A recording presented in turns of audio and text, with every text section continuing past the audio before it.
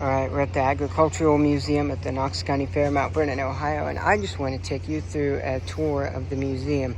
We'll include most items of the museum. You can see the basement down there is not open. Now let's take you through a tour of this museum. Great museum here. 2 basement rooms, those are not open, so. A Farmall F12, F20 with hooked up to a running gear. Neat original little F20 there.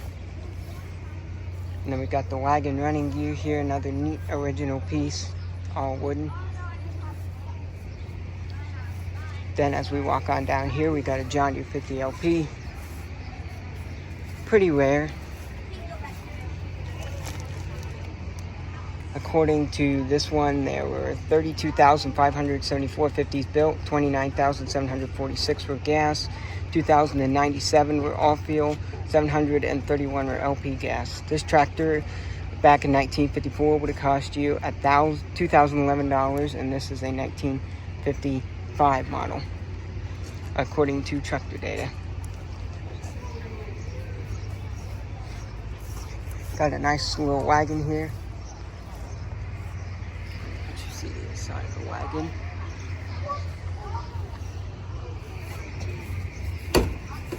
And then moving on down the line, we've got a thrashing machine.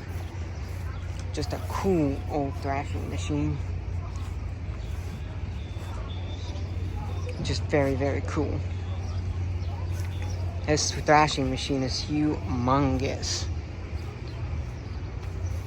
This one, I believe, is an Altman and Taylor.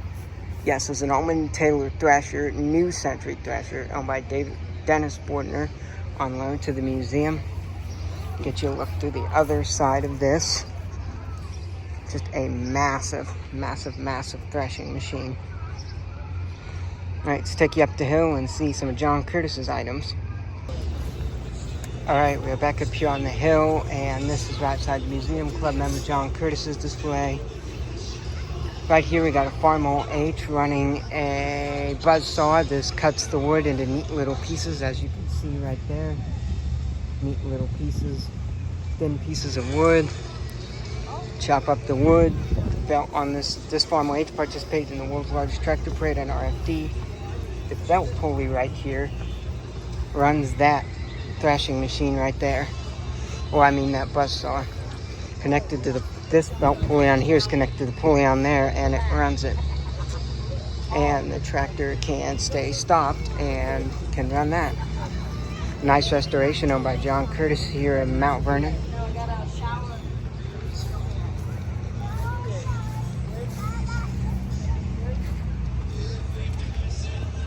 John does have these displays running, but he does not currently have them running. He will run them continuously throughout the week. I might get some video footage of that.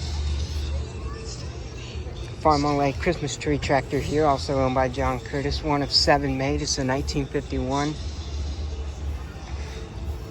So this tractor, again, it has a mower type on the bottom.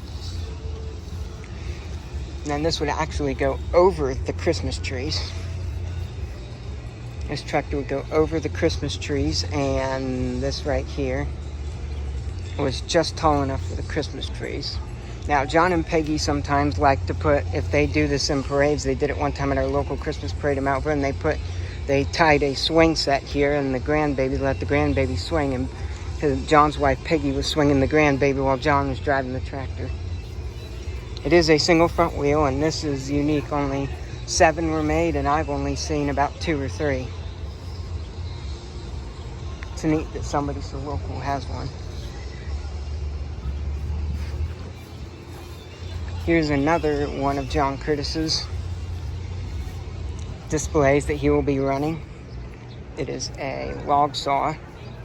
As you can see, it will saw it into like log pieces. As you can see here, it'll just saw it circular pieces. And this will go spin round and round as this goes back and forth and chop up logs. Powered by this little motor here. On steel wheels, it is an Ottawa log saw, and those were made in Ottawa, Kansas, so this is very unique. Then moving on down, we've got a Fuller & Johnson engine running a corn grinder. John built this one in FFA. So as you can see there, it grinds the corn. He puts whole cobs in there and it'll grind it up. And it'll spit out kernels, whole kernels of corn. So again, he'll also be running this one throughout the week too. So the fair started, Knox County Fair just started yesterday, and actually it started 2 days ago, which was Sunday, and will end on next Saturday, this week Saturday, in a couple days. As you can see, John has it, needs to put some fuel in it, but oil in it, but you know, he's got it oiled up, ready to run. Now moving on down the line here, we've got ones that aren't owned by John Curtis, but by the museum. This is a Ford Ferguson. Can't identify it, but it's a 47 Ford owned by Wilbur Earlywine. This one, as you can see, has had a professional restoration. And it's got a 2-bottom plow on the back of it. Makes it very unique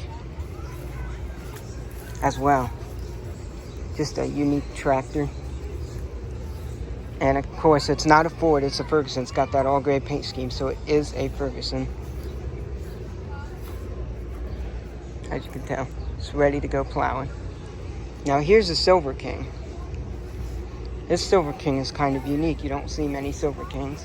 It was actually manufactured by the Fate Root Heath Company of Plymouth, Ohio, and they actually called them Plymouth tractors originally, but then the Plymouth Motor Car Corporation sued them because, you know, they can't.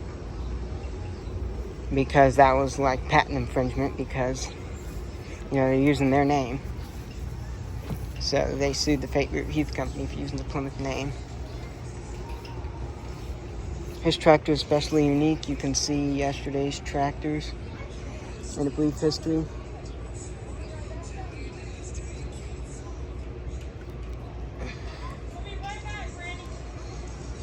But yep, this is a Plymouth.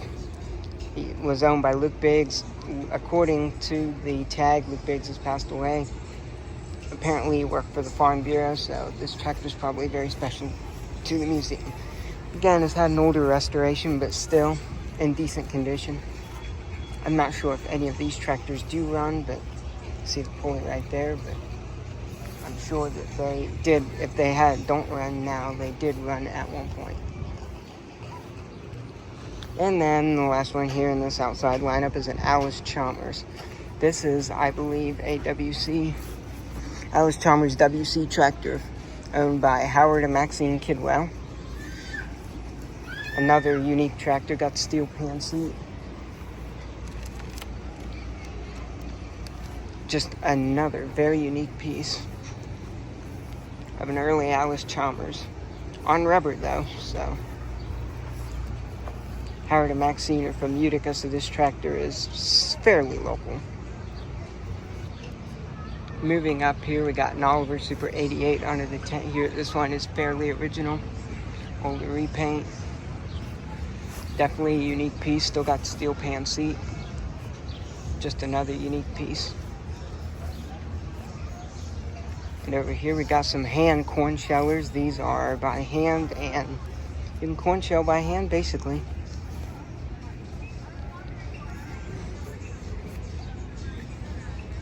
Very unique. Definitely a neat corn sheller setup. You know, there's multiple, so multiple kids can do it at once. Feed the cob in there and it'll grind it up into the kernels like that. Got this beautiful wagon.